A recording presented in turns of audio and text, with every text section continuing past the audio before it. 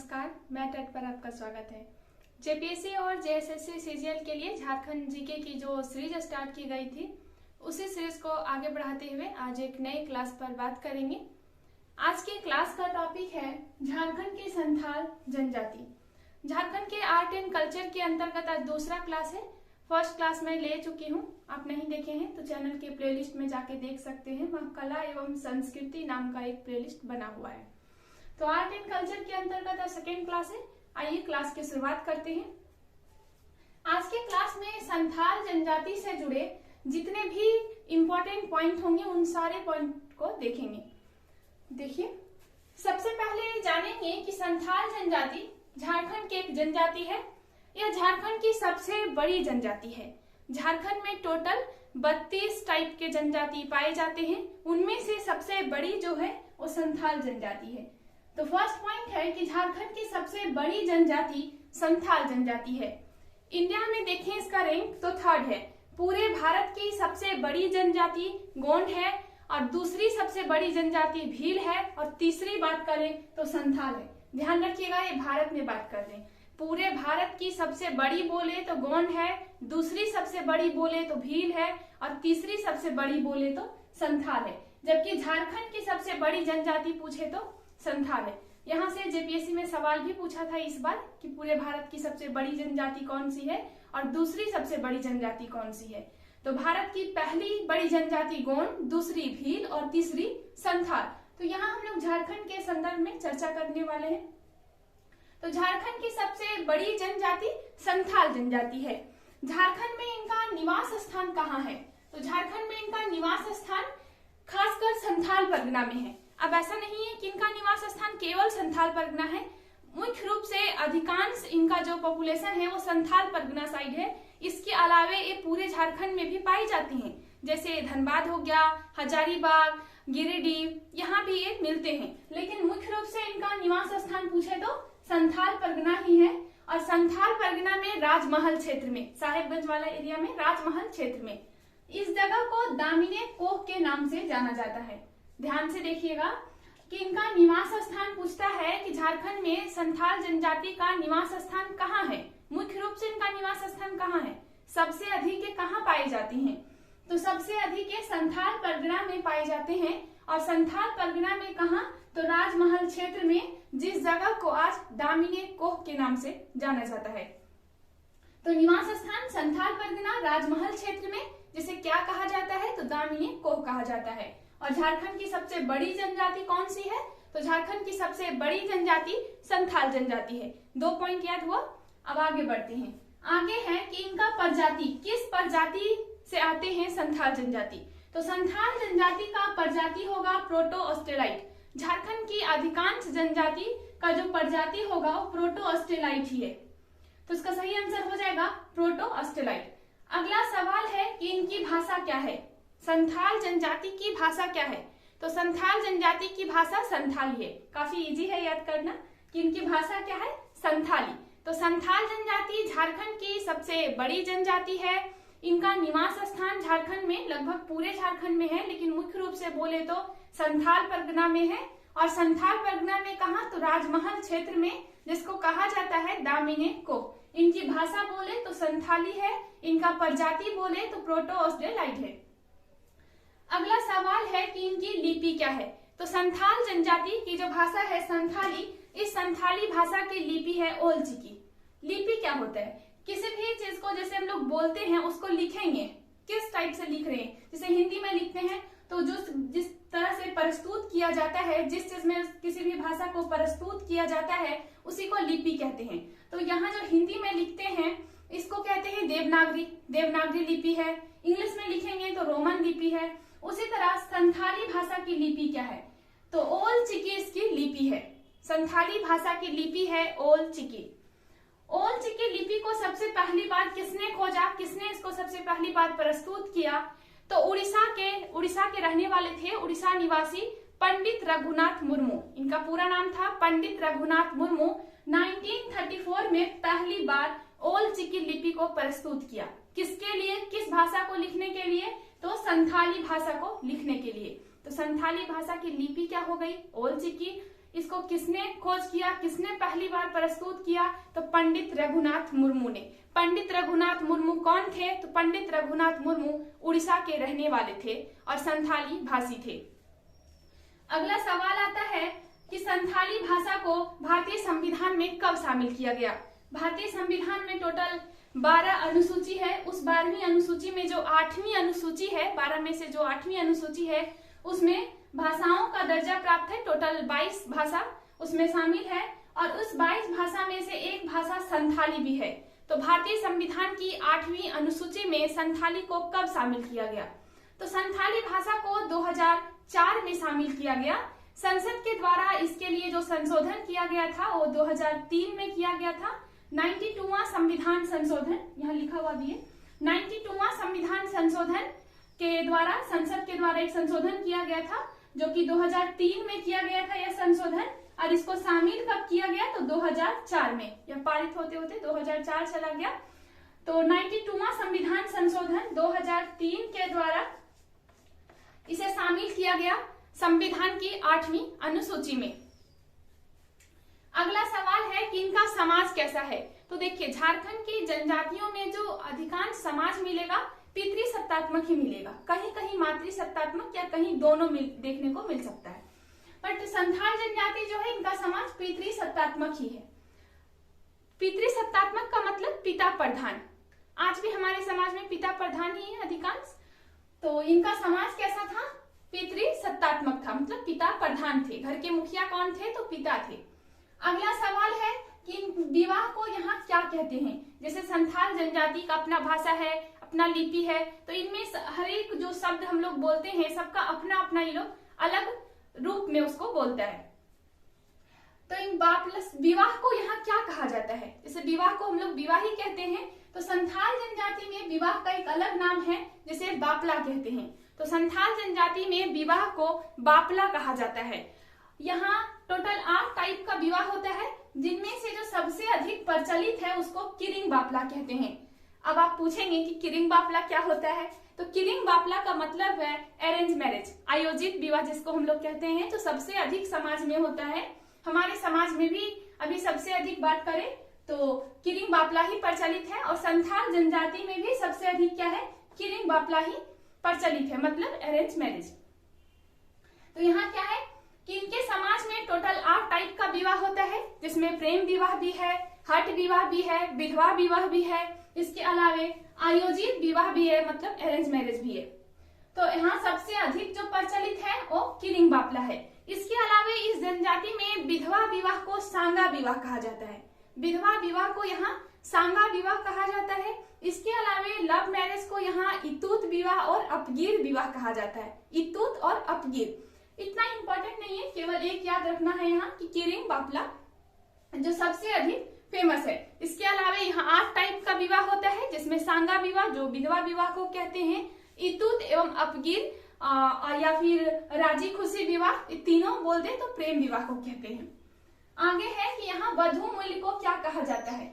देखिए, वधू मूल्य जनजातियों में वधू मूल्य से एक इंटरेस्टिंग टॉपिक है कि वधू मूल्य का मतलब दहेज देना। तो जो दहेज दिया जाता है ये लड़की वाला ना देके लड़का वाला देता है। जैसे हमारे समाज में अभी क्या है कि दहेज कौन देता है? लड़की पक्ष से दिया जाता है। बट जनजातियों में ऐसा नहीं है। जनजातियों में जो दहेज दिया जाता है वो लड़के वाले दहेज देते हैं लड़कियों को। तो यहाँ क्या है कि समाज में जो वधू मूल्य है और लड़का वाला देता है किसको? लड़की को, यानी कि वर पक्ष द्वारा दिया जाता है वधू पक्ष को। तो यहाँ पहला है कि वधू मूल्य को यहाँ क्या कहते हैं? तो यहाँ पौन टका कहा जाता है। पौन टका मतलब कि पौन टका देना है। पौन टका का मतलब रुपया में लीजिएगा तो 12 रुपये होता है। तो यहाँ वधू मूल्य कितना देना पड़ता है? पौन टका। कौन देता है? तो लड़का वाला देता है किसको? लड़की वाला। देखिए, एक बार यहाँ तक रिवीजन कर लेते हैं, फिर आगे बढ़ते हैं, क्योंकि जनजाति थोड़ा टफ लगेगा फर्स्ट बार पढ़ने में। आप पहली बार ये वीडियो देख रहे हैं तो इससे पहले जो एक क्लास और भी है आर्ट एंड कल्चर का, उसको देख लीजिएगा तो ज्यादा समझ में आएगा। सबसे पहले संथाल जनजाति के बारे में क्या पढ़े कि संथाल जनजाति पूरे झारखंड की सबसे बड़ी जनजाति है। भारत में बात करें तो भारत की यह तीसरी बड़ी जनजाति है। इसके अलावा पढ़े कि इस जनजाति का निवास पूरे झारखंड है, लेकिन खासकर किसी जगह के बारे में बात करें तो संथाल परगना है। और संथाल परगना में कहीं बोले तो संथाल परगना में राजमहल क्षेत्र में, जहां इसको कहा जाता है दामिने को। इनकी भाषा संथाली है और इसकी जो लिपि है संथाली भाषा की ओल चिकी है।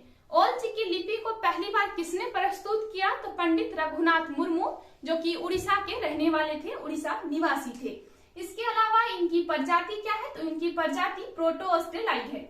आगे पढ़े थे कि संथाली भाषा को भारतीय संविधान की 8वीं अनुसूची में दर्जा मिला है और क्या 2004 को इस 8वीं अनुसूची में इसे शामिल किया गया। किस संशोधन के द्वारा तो 92वां संविधान संशोधन, जो कि कब हुआ था 2003 में शामिल किया गया। 2004 में संशोधन हुआ था 92वां संविधान संशोधन 2003। आगे पढ़े थे कि समाज कैसा है तो समाज यहाँ पितृसत्तात्मक है। विवाह को यहाँ बापला कहते हैं। यहाँ 8 टाइप का विवाह होता है, जिसमें सबसे अधिक जो फेमस है वो अरेंज मैरिज है, जिसको किरिंग बापला कहते हैं। आगे पढ़े थे कि यहाँ दहेज को पौन टका कहते हैं, जो 12 रुपया होता है। और हम लोगों के समाज से थोड़ा अलग है, यहाँ दहेज लड़का वाला देता है। आगे अब यहाँ से आगे पढ़ने वाले हैं। देखिए यहाँ एक युवा गिरी होता है, यूथ हाउस। एक क्या होता है, जनजातियों में अपने कल्चर, अपने संस्कार को सीखने के लिए एक युवा गिरी होता है। लगभग प्रत्येक जनजाति में है, 1-2 छोड़ दिया जाए तो। युवा गिरी में अपने कल्चर से जुड़े हुए संस्कार मतलब शिक्षा दिया जाता है उनको, लड़के को भी लड़कियां को भी। लेकिन यहाँ एक शर्त है कि युवा गिरी में प्रवेश केवल जिनका विवाह नहीं हुआ वही ले सकते हैं। शादी के बाद आप युवा गिरी में प्रवेश नहीं ले सकते हैं। यहाँ लड़के लड़कियां, किसी किसी जनजाति में लड़के के लिए अलग युवा गिरी होता है, लड़कियों के लिए अलग युवा गिरी होता है। यहाँ जनजाति अपने रीति रिवाज से जुड़े उनको शिक्षा देते हैं। तो संथाल जनजाति में जो युवा गिरी है उसका एक अलग नाम है, उसको कहा जाता है घोटूल।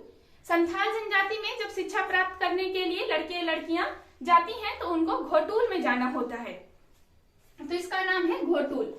अगला सवाल है कि यहाँ गोत्र कितना होता है। संथाल जनजाति में कितने गोत्र होते हैं तो संथाल जनजाति में टोटल 12 टाइप का गोत्र होता है। अब आप पूछेंगे कि गोत्र का क्या काम है, क्यों पढ़ें। आप किसी व्यक्ति को कैसे पहचान सकते हैं किस जनजाति का है, तो जनजातियों में गोत्र देख के पहचाना जा सकता है। तो देखिए मुर्मू, किस्कू, सोरेन, मरांडी, इस तरह टोटल 12 गोत्र है। तो आप ये नाम से पकड़ सकते हैं कि किस जनजाति का व्यक्ति है। तो यहाँ टोटल 12 गोत्र है, जिसमें 2-3 का हम नाम लिख दिए हैं, मुर्मू, किस्कू, सोरेन, मरांडी। और टोटल कितना गोत्र होता है तो 12 नाम याद रखना है कि कितना गोत्र होता है तो 12, और 1-2 नाम पढ़ लीजिएगा, मुर्मू, किस्कू, सोरेन, मरांडी। अगला सवाल है कि समाज, कितने टाइप का समाज होता है। यहाँ जैसे कि हम लोगों का समाज जो प्राचीन काल में क्या था कि 4 भागों में विभक्त था, ब्राह्मण, क्षत्रिय, वैश्य, शूद्र। इस तरह इनका समाज कितने वर्गों में बटा है तो संथाल जनजाति का समाज जो है 4 वर्गों में बटा है। देखिए किस्कू, मुर्मू, सोरेन, मरूडी। हड, किस्कू हड, मुर्मू हड, सोरेन हड, मरूडी हड।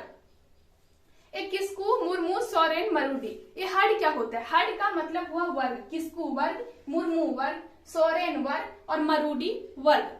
किस्कू, मुर्मू, सोरेन, मरूडी। किस्कू, मुर्मू याद रखिएगा द्रौपदी मुर्मू, उसके बाद सोरेन हेमंत सोरेन, उसके बाद मरूडी तो याद रख सकते हैं बाबूलाल मरांडी, तो मरूडी है।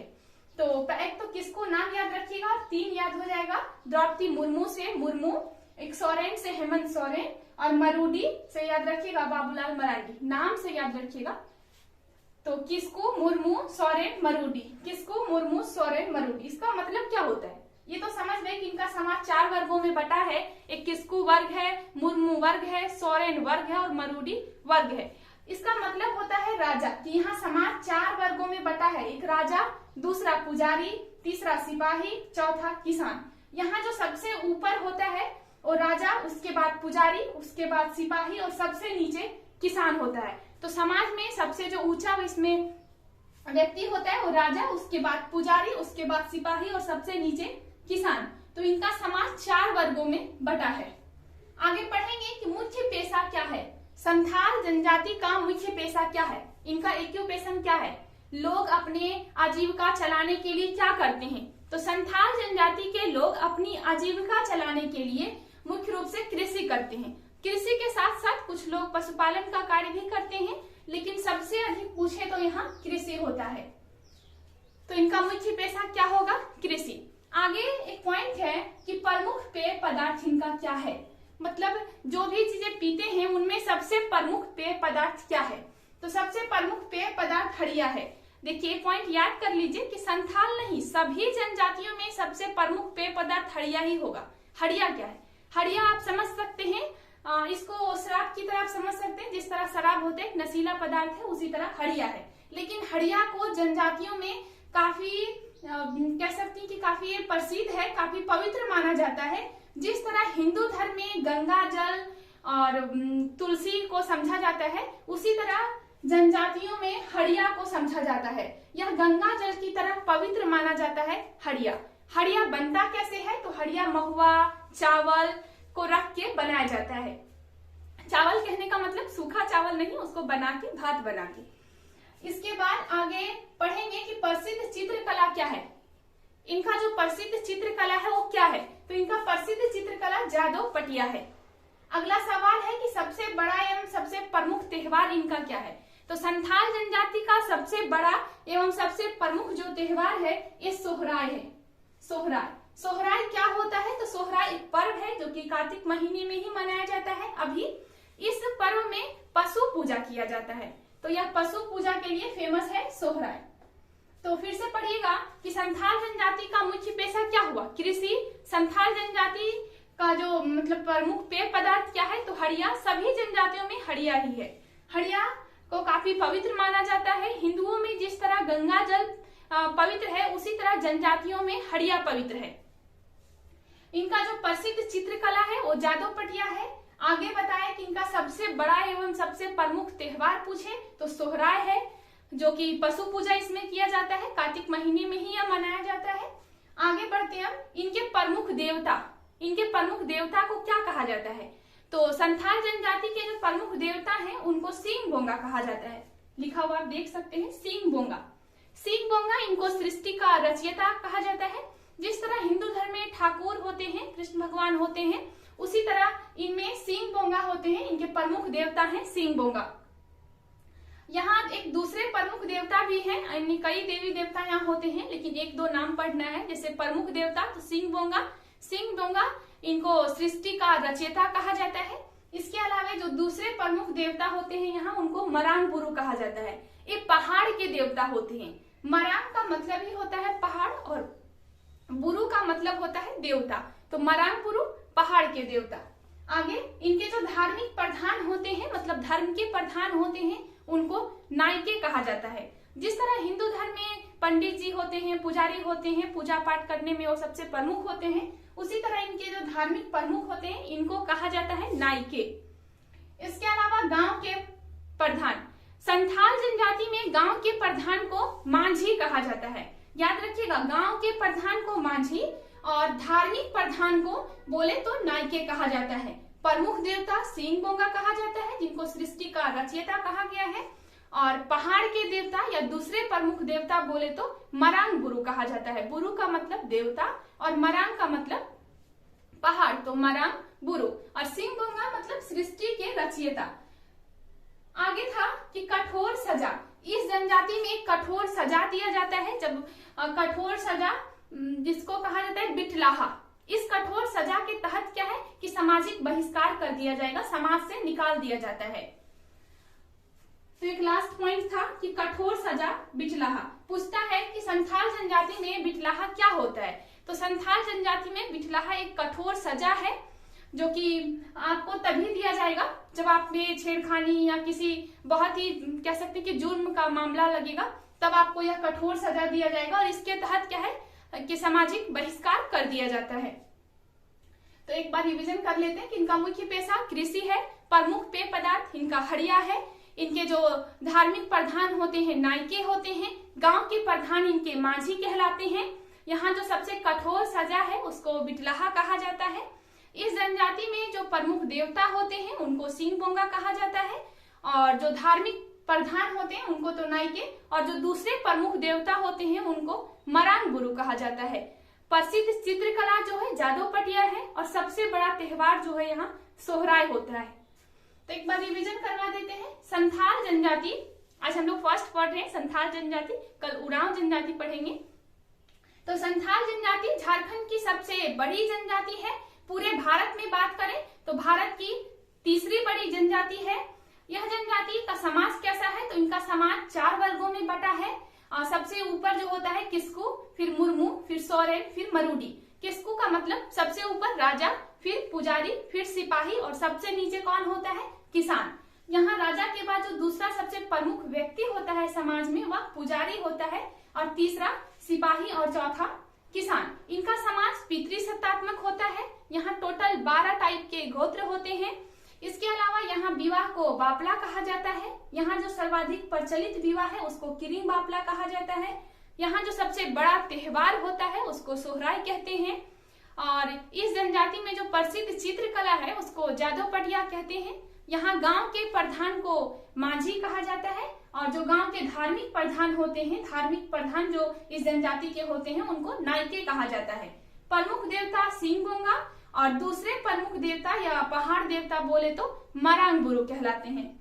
इसके अलावा कि संथाली जनजाति जो है संथाल जनजाति की भाषा क्या है, तो इनकी भाषा संथाली है, और इनका लिपि ओल चिकी है, जिसको पंडित रघुनाथ मुर्मू ने 1934 ईस्वी में 1934 में सबसे पहली बार प्रस्तुत किया था। ये कहाँ के रहने वाले थे, तो उड़ीसा के रहने वाले थे। आगे पढ़े कि संथाली भाषा को भारतीय संविधान की 8वीं अनुसूची में 2004 ईस्वी में शामिल किया गया। किस संशोधन के द्वारा, तो 92वां संविधान संशोधन 2003 के द्वारा। आगे पढ़े थे कि इनका प्रजाति क्या है, तो इनका प्रजाति प्रोटो ऑस्ट्रेलाइट है। झारखंड में इनका निवास स्थान मुख्य रूप से संथाल परगना है, राजमहल क्षेत्र, जिसको दामिनी कोह के नाम से जाना जाता है। इसके अलावा इनका मुख्य पेशा क्या है, तो इनका मुख्य पेशा कृषि है। इनका प्रमुख पेय पदार्थ क्या है, तो इनका प्रमुख पेय पदार्थ हड़िया है। एक वधु मूल इंपॉर्टेंट याद रखिएगा। और जो दूसरा पॉइंट इंपॉर्टेंट है युवागिरी, तो युवागिरी को यहाँ घोटूल कहते हैं। युवागिरी जनजाति जो होती है वो अपने रीति रिवाज का यहाँ शिक्षा देती है, तो इनके जो युवागिरी होते हैं उसको घोटूल कहते हैं, और जो वधु मूल होता है उसको पौन टका। तो 3 पॉइंट इसमें काफी इंपॉर्टेंट है। एक युवागिरी जिसको घोटूल कहते हैं, एक वधु मूल इसको पौन टका कहा जाता है, और एक जो सर्वाधिक प्रचलित विवाह है उसको किरिंग बापला कहते हैं, और इस जनजाति में विवाह को बापला कहा जाता है। तो आज के क्लास में इतना ही, फिर मिलते हैं अगले क्लास में। Thank you.